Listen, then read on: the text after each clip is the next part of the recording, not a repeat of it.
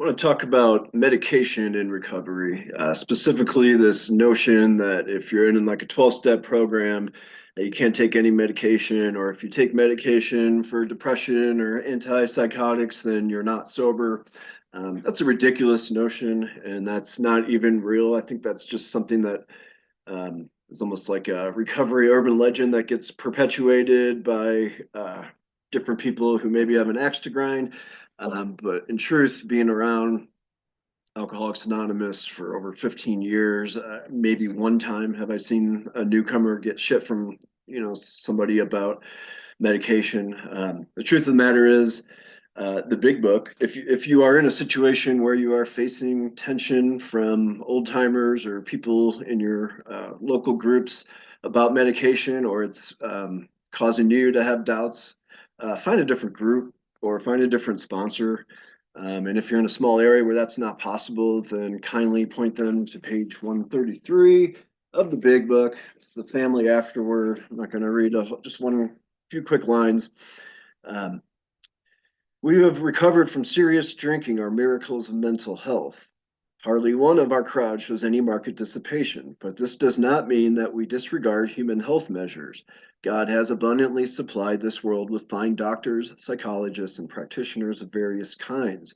Do not hesitate to take your health problems to such persons. Most of them give freely of themselves that their fellows may enjoy sound minds and bodies.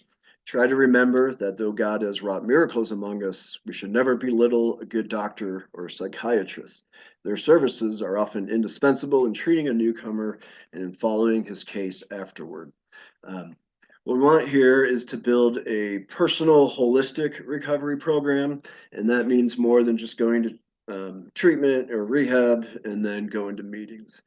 We need to look at medications and mental health. We need to look at vocational situations. We need to look at our spirituality. We need to look at practical hiccups that can be stumbling blocks in recovery, childcare, transportation, housing. So this medication stuff is a serious situation. And working in a treatment center, I can say that there is even if it's based on fallacy or lack of tangible truth, there is a myth that 12-step programs don't allow medication. So I just wanted to read that straight out of the big book that is not true. And I want to reiterate, you are in charge of your own recovery. You determine your sober date. Um, you're in recovery if you say you are. And it's really only between you and your prescriber's business about medications that you need. You don't want to put yourself behind the eight ball by, not taking an antidepressant that you need or a safe, anxiety medication that's not addictive. Like Xanax would not be an example of a safe one, whereas hydroxyzine would be. Um, Talking about anxiety there. So, recovery is hard enough. We don't want to make it harder by putting ourselves, behind the eight ball with um, compromising our mental health. I would say when it comes to medications, just check your motives, and if you have a sponsor, that's a great person to talk about or bring it up as a topic at a home group or something. But the truth of the matter is, the jury is in on these studies. Particularly, we see it around MAR or MAT, medication assisted recovery. Medication assisted treatment is kind of the old acronym. Now it's MAR. And that's like Suboxone and Vivitrol and methadone. And those can be misused and can be particularly methadone can be very dangerous, but they are, when used properly and with, the supervision of a doctor and regular appointments, the studies are pretty amazing, like over 60% elevated success rates for long-term sobriety.